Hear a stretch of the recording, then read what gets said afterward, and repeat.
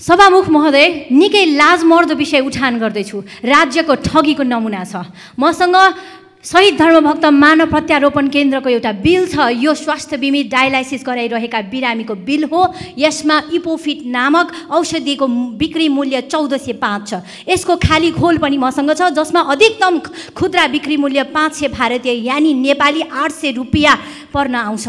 20% अधिकतम पाउनेमा यहाँ 75% बढी लिएको छ। मेरो प्रश्न छ, राज्यले कति नाफा खाएसम्म मात्र यो कालो बजारी नमानिने हो या कालो बजारी मानिने हो? यसरी संस्थागत रूपमै नागरिकलाई स्वास्थ्य बिमाबाट भुक्तानी हुन्छ भन्नेमा ठग्न मिल्छ? हप्ताको 3 पटकसम्म डायलाइसिस गराउनु पर्ने नागरिकलाई, गरिबलाई राज्यले नै यसरी लुट्ने? हाम्रो इमान धर्म कतातर्फ जाँदैछ? स्वास्थ्य बिमा जस्तो महत्त्वपूर्ण सार्वजनिक विषयको कार्यक्रमलाई धराशायी बनाउन निजी मात्र होइन, सरकारी संस्थाको नीतिगत ठगी पनि जिम्मेवार छ। यस्ता ठगीलाई तत्कालै कारबाही गरियोस्। धन्यवाद। सभामुख महोदय, नेपालमा जन्मेका गौतम बुद्धलाई भारतमा जन्मेका हुन् भन्ने अत्यन्त भ्रमपूर्ण समाचार प्रवाह गर्ने भारत अहिले कपिलवस्तु र लुम्बिनीलाई आफ्नो सदनमा नक्साङ्कन गरेर अत्यन्त गलत काम गरेको छ। अहिले फेरि यो आदिपुरुष सिनेमाको नाममा सीता भारतकी छोरी हुन् भन्ने अर्को भ्रमपूर्ण समाचार सन्देश प्रवाह गर्ने मात्रै होइन, त्यसका लेखकले नेपाल भारतकै अङ्ग हो भनेर अत्यन्त गलत अन्तर्वार्ता मार्फत अभिव्यक्ति दिइराखेका छन्। नेपाल सरकार के गर्दैछ? के भारत सुगौली सन्धिबाट पछाडि हटेको हो? नेपाल सरकार स्पष्ट हुन जरुरी छ। नेपाललाई ग्रेटर नेपालको बहसतर्फ र त्यसको चाहिँ पक्षधर बनाउने, त्यसको बहसमा धकेल्न खोजेको हो? यदि भारतले त्यो गर्न खोजेको हो भने नेपाल जुनसुकै मूल्य चुकाउन देशको रक्षाका लागि तयार छ। हामी नेपालको 1 इन्च भूमि कसैका लागि सुम्पिन तयार छैनौँ। नेपालको रक्षाका लागि हामी तयार हुनुपर्छ।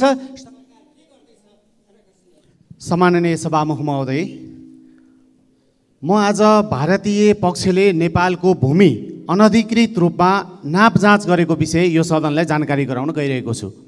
असार 1 गते भारतीय प्राविधिकहरूको टोलीले इन्डियन नेसनल हाइवे सर्वे गर्ने भन्दै कञ्चनपुरको भुजेला गड्डा चौकी हुँदै सुकासालसम्मको भूभाग नापजाँच गरे।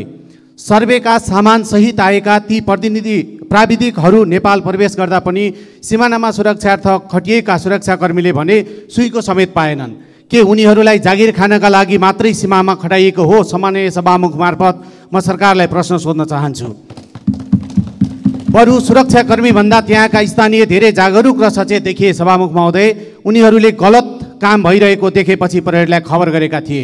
नेपाली पक्षसँग समन्वय नै नगरी एकतर्फी रूपमा धमाधम नाप जाँच गर्नुलाई सामान्य र स्वाभाविक मान्न सकिँदैन। सभामुख महोदय, त्यसैले यसको सत्य तथ्य छानबिनका लागि म सम्माननीय सभामुख मार्फत गृह मन्त्रालयको ध्यानाकर्षण गराउन चाहन्छु। धन्यवाद। सम्माननीय सभामुख महोदय, देश यति बेला मिटर ब्याजी र बैंक ब्याजीहरूको ब्याज तिर्न नसक्दा आक्रान्त भएको छ। मिटर ब्याजीहरूलाई सरकारले छानबिनको दायरामा ल्याउने प्रक्रिया सुरु गरेर राम्रो काम गरेको छ भने ब्याङ्कहरूको चर्को ब्याज तिर्न नसक्दा किसान र व्यवसायीहरू आत्मदाह र आत्महत्या गर्न बाध्य भएका छन्। अहिले पनि कुमारी ब्याङ्क लिमिटेडले कृषि कर्जामा 13% र पर्सनल कर्जामा 16% ब्याज महँगो ब्याज लिइरहेको हुँदा अविलम्ब ब्याज घटाई किसान र व्यवसायीलाई आत्मदाह र आत्महत्याबाट बचाउन सहज र सस्तो ब्याजको व्यवस्था गर्न सभामुख महोदय मार्फत नेपाल सरकारलाई ध्यानाकर्षण गराउन चाहन्छु। त्यसै गरी देशमा भएका दैनिक घटना परिघटनामा राज्य जानकार विहीन छ। यो नेपाली जनताको लागि दुर्भाग्य हो। पूर्वी नेपालमा गएको बाढी पहिरो, नागरिकता विहीनहरूले आत्महत्या गरिरहेको अवस्थामा राज्य किन निर्दयी बनिरहेको छ? जनता मारमा मान्य सदस्य श्री प्रदीप पौडेल। सम्माननीय सभामुख महोदय, वर्षेनी आउने बाढी पहिरोको प्रकोपका कारण देशभरि समस्या उत्पन्न भएको छ।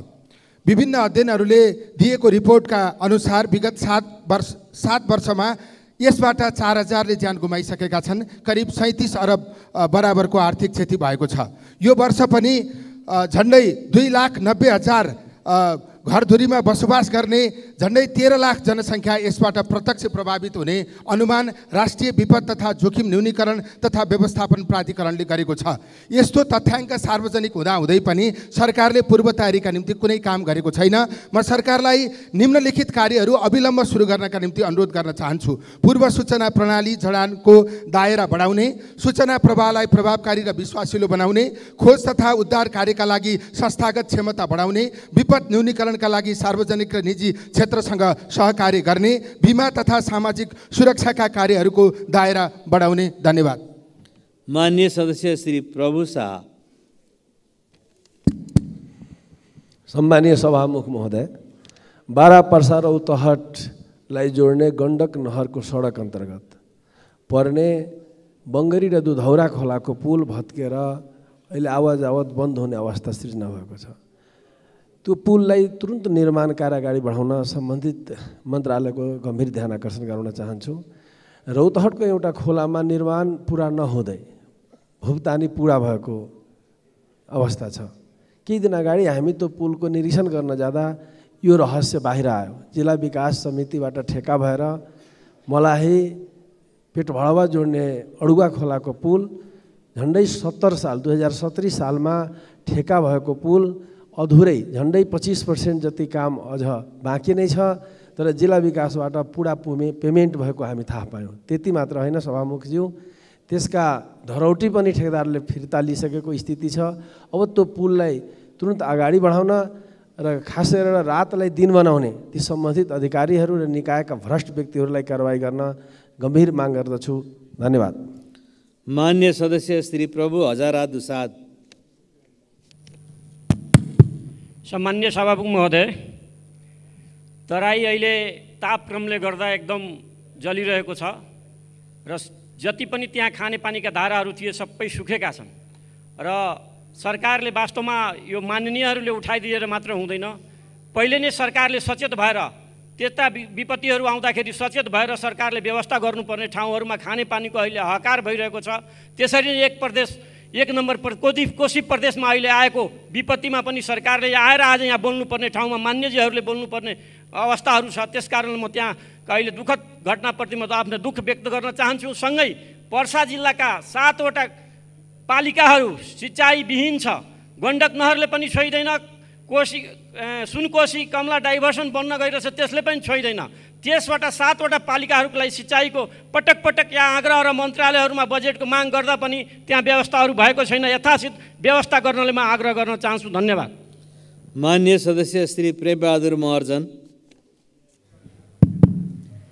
सम्मान्य सभामुख महोदय, ललितपुरको पाटन दरबार स्क्वायर, मङ्गलबजारको कृष्ण मन्दिर, भीमसेन मन्दिर अगाडिदेखि कुम्बेश्वर जाने बाटो र मङ्गलबजार चोकदेखि तङ्गलसम्म जाने बाटो ढल खनेर अस्तव्यस्त भएको लामो समय भइसक्यो। हिलोमा हिँड्ने बानी परेका नेपालीलाई त गाह्रो छ हिँड्न। विदेशी पर्यटकले के भने होला। नेपाल सरकारलाई ध्यान आकर्षण गराउन चाहन्छु म भौतिक पूर्वाधार तथा यातायात मन्त्रीज्यू र संस्कृति पर्यटन तथा नागरिक उड्डयन मन्त्रीज्यूमा। हस्, धन्यवाद। मान्य सदस्य श्री प्रेम सुवाल।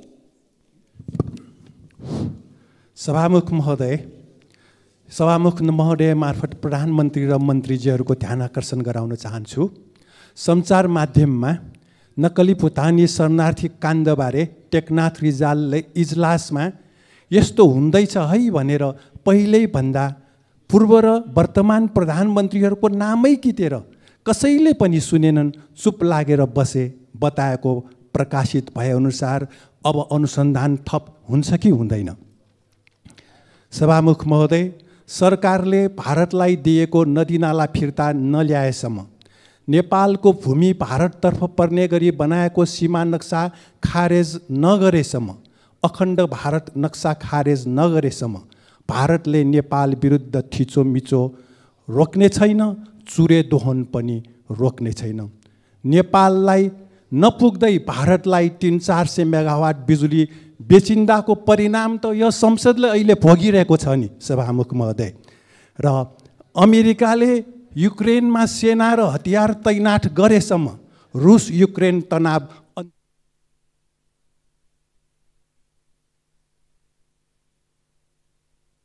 मान्य सदस्य श्री वासुदेव घिमिरे। महोदय, सम्मान्य सभामुख महोदय, नागरिकता समस्या समाधान गर्न सम्मान्य प्रधानमन्त्रीज्यू आफैले निर्धारण गरेको 6 महिने म्याद गुज्रेको छ।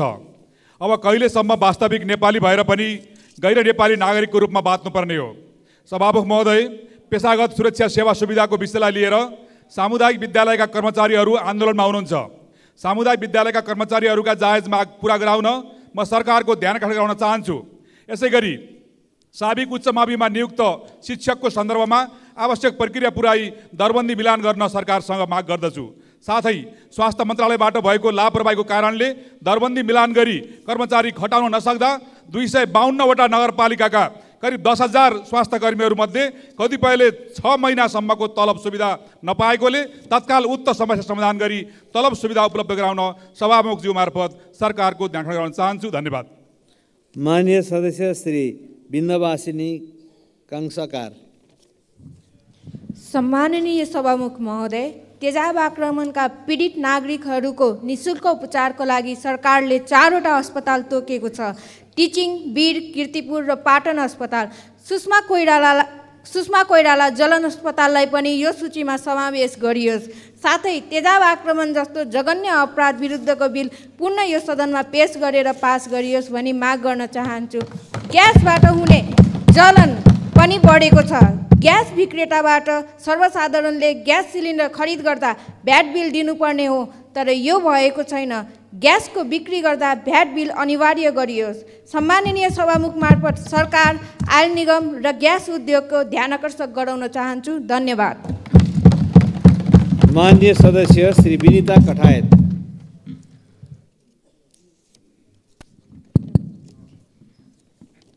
सम्माननीय सभामुख महोदय, मलाई हिजो जुम्लाबाट मद्दत माग्दै फोन आयो। डायलिसिसको लागि 8 महिना कुर्ने समय। म सोध्न चाहन्छु सभामुख मार्फत प्रधानमन्त्रीज्यूलाई किन स्वास्थ्यमा डाक्टर र स्वास्थ्य कर्मीहरूको दरबन्दी बढाएको छैन अघिल्लो वर्ष र यो वर्ष पनि? के तपाईँहरू आफूलाई अथवा आफ्नो परिवारलाई भन्नुहुन्छ कुरो 8 महिना डायलिसिसको लागि भनेर? म मेरो जुम्लाको ती 21 वर्षे बहिनीलाई के जवाफ दिउँ?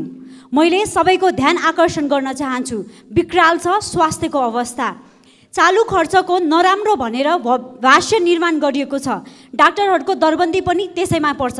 के यो नचाहिने फजुल खर्च हो? यसको जवाफ दिनुपर्ने हुन्छ अर्थमन्त्रीज्यूले। धन्यवाद। मान्य सदस्यहरू, शून्य समयमा बोल्ने क्रम यही समाप्त हुन्छ।